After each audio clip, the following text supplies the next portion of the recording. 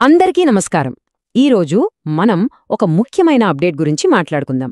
అదేంటంటే మళ్లీ మొదలైన కేవైసీ రిజిస్ట్రేషన్ ఇంకా వెరిఫికేషన్ ప్రాసెస్. దాని గురించి వివరంగా చూద్దాం. సరే, ఇక అసలు విషయానికి వచ్చేద్దాం. చాలామంది ఎంతో ఆతృతగా ఎదురుచూస్తున్న ఆ శుభవార్త వచ్చేసింది. అదేంటంటే కేవైసీ వెరిఫికేషన్ మళ్లీ మొదలైంది. అవును, ఇప్పుడు ప్లాట్ఫామ్లో ఇది మళ్లీ అందుబాటులోకి వచ్చింది. ఇంతకీ ఇందులో బెస్ట్ పార్ట్ ఏంటో తెలుసా? ఈ ప్రాసెస్ మొత్తం చాలా సింపుల్గా ఉంటుంది. కేవలం 5 నిమిషాలు అంతే. 5 నిమిషాల్లో ఈ పని పూర్తయిపోతుంది. అయితే ఈ గైడ్ అసలు ఎవరికోసం, ఎవరెవరు తమ అకౌంట్ని వెరిఫై చేసుకోవాల్సి ఉంటుందో ఇప్పుడు చూద్దాం.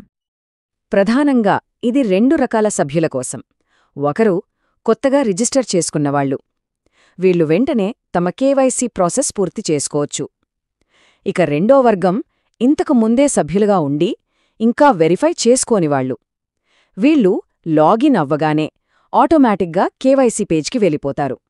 సో ఆ ప్రాసెస్ కూడా త్వరలోనే మొదలవుతుంది. ఇక్కడ కమ్యూనిటీ లీడర్స్కి కూడా ఒక చిన్న రిక్వెస్ట్ ఉంది. ఈ సమాచారాన్ని వీలైనంత ఎక్కువ మందికి చేరవేయడంలో సహాయపడాలి. అసలు పాయింట్ ఏంటంటే ప్రతి ఒక్కరి నెట్వర్క్లో ఈ విషయం తెలియజేయాలి. అందర్నీ లాగిన్ అయ్యి కేవైసీ పూర్తి చేసుకోమని గుర్తుచేయండి. ఎందుకంటే ఇది పూర్తి చేస్తేనే వాళ్ల బ్యాక్ ఆఫీస్కి ఫుల్ యాక్సెస్ మళ్లీ వస్తుంది. దీనికి సంబంధించిన మరిన్ని అప్డేట్స్ కూడా త్వరలోనే వస్తాయి. సరే, ఇప్పుడు మొదటి స్టెప్కొద్దాం. రిజిస్ట్రేషన్.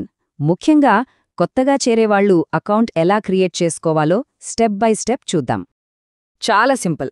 ముందుగా మొదటి పేరు, తర్వాత చివరి పేరు ఎంటర్ చేయాలి. ఆ తర్వాత ఈమెయిల్ ఐడి, తర్వాత ఒక పాస్వర్డ్ క్రియేట్ చేసుకోండి. ఆపై కంట్రీ కోడ్ సెలెక్ట్ చేసుకుని ఫోన్ నెంబర్ ఇవ్వండి. చివరగా ప్రవర్తనా నియమావళికి అంగీకరిస్తున్నట్టు టిక్ చేయాలి. అంతే. ఇలా రిజిస్టర్ అయిపోగానే నెక్స్ట్ స్టెప్ కోసం వెంటనే ఈమెయిల్ ఇన్బాక్స్కి వెళ్ళాలి. అక్కడ వెరిఫికేషన్ కోసం ఒక ఈమెయిల్ వచ్చి ఉంటుంది. ఆ ఈమెయిల్లో నీలిరంగులో ఖాతాను యాక్టివేట్ చెయ్యి అని ఒక లింక్ కనిపిస్తుంది కదా, దానిమీద క్లిక్ చెయ్యాలి.